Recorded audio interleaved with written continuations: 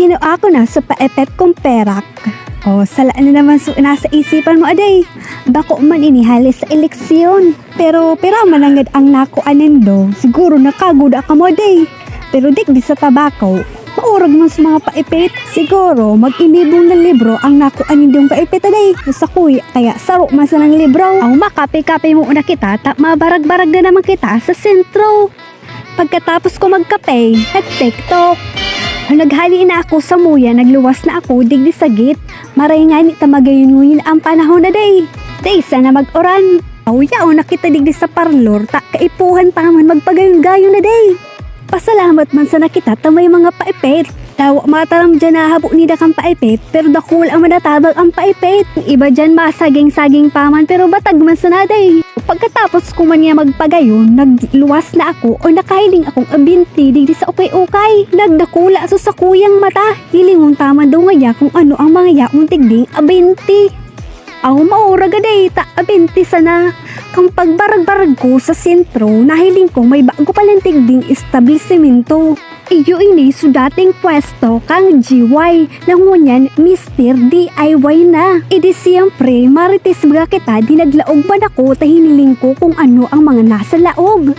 Aw dakol magayud ang mababakal mo duman sa paepet kung digdi ka mabakal. Aw malibot daw mo na kita day.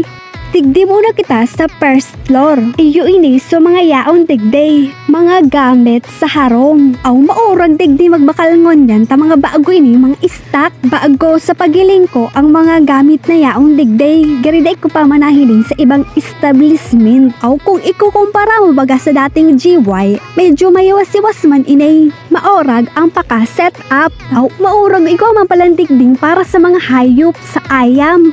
Aw pwede ka digdi magbakal na panggakod para sa peday mo, palak-palak na sa ibang babayi. Kaipuhan mong gakudan, tagari na baga rungaw, aday.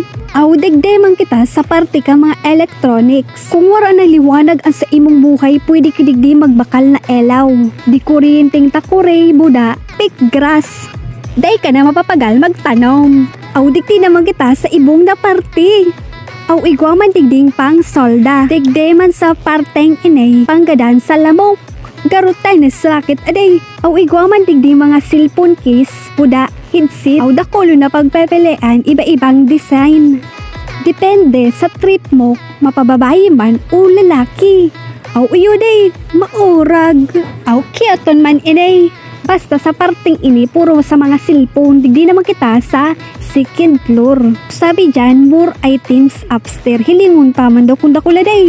Aw ho, ni nasupig tatarama day. Mahiwas talaga ini sa dating GY, so paka-set up ninda. Digdi sa parting ini, mga olonan. Aw liba, tuntado ining second floor, maski day kitang perak, mahiling-hiling man nga kita aday. Ang gabos na yaon palang digdi, mga gamit sa harong aday. Uni pa nga pang lalaki. Magayon man ang gadigdi magbakal kang mga paepeta, may mahihilingan ang sa imong pera kaday. Aw matarambaga dyan ang iba, may remembrance lamang may nahihilingan, so pera. Udawa baga anong gamit, dakula o sadit. Aw basta may mahilingan lamang aday. Pero sa paghiling-hiling ko, ang pinaka talagang digbawarakal sa mga gamit sa harong. Maray man talaga ang mga gamit sa harong, magagamit nindo aday kang bilog na pamilya. Dakul asin dakola man talaga ang tabang kang paepet. Aw igwa man palang tigday na gamit sa pagbibik. So pag nagigibo ka bagang kick, aw maorag talaga day. Bako pa masyadong piot ang place. Uy nisunahiling ko sa TikTok. Dakul man na iba-ibang klaseng kutselyo. Aw importantehon baga init na mag-rest ka sa ng bawang ay sus na pagkurol. Aw gari maoog madigding maglakaw-lakaw ang mga inaaday. Tasugabos na gamit sa harong, yaon na baga digday. Aw igwa man sindang powder aday. Sa tiri gayon ninda yan naggaybo. May hanger na pamakdol. Pagkatapos maglabas, syempre kakaipuhan mo ang sampayan na day. Iyo ini ang nabakal ko pang heso. Kari baga ogsong mo na kita day. Aw igwa man digding pang bibi. Dahil ikaw pa rin ang bibi ko charot. May mga kalo, muda, mga sinilas. Dahil man mawawara talaga ang sinilas. Digdi ako nagagayunan sa mga pang arts, pang arte ka mga babayi. Pakita baga mga babayi daw daing mga perak basta makaarte. Iyuman ini so nagagayunan kong pasyara ng mga arogay ni mga koloriti. Pambabayi. Siyempre, nagbakal man akong seeds. Protection lamang sa aldaw. Tigday naman kita sa school supply. Egwang ballpen, buda notebook, buda papel. Nagsalming man nga ako aday. Awdakol man digding klase ang mga hekaw. Pero ini ang napili ko. Tadakol na siyang pagpepelean. Daw surusimana ka magpalit aday.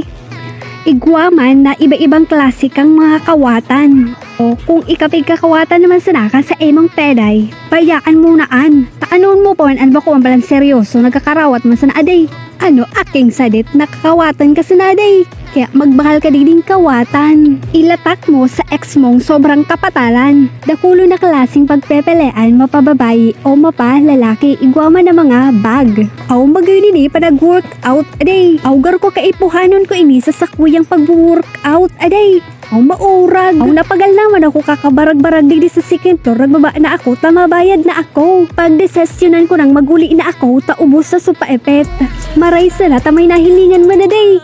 Mga madibuda pa di iyon sa natabi sa masunod naman. Thank you for watching.